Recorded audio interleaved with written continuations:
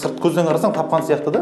Ананы қарасаң жыбырлап жатыр, мынаны бірдеңе істеп жатыр. Бірақ нәтиже жоқ. Бәрінің келетін әңгімесі осы не қалайтынын білмейді. Ақымақ адам егер өзін ақымақ екенін мойындаса, уже ақымақ емес. Образ маяк.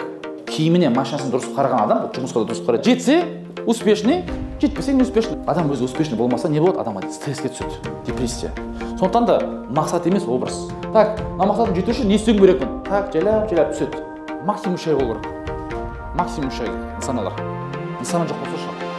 Нысана таңдаған кезде тез бастап уақытылы аяқтау керек. Сіз өз мақсатыңа жету үшін кейде кішкене тоқтап алу керек. Қазір тауып жүрсің 100 000 теңге. Қалай сен 2 миллионға секіресің? Сіздің миыңызда қалыптасқан нәрселер бар, бейсаналы. Бұл нейрондық байланысты үзу мүмкін бе?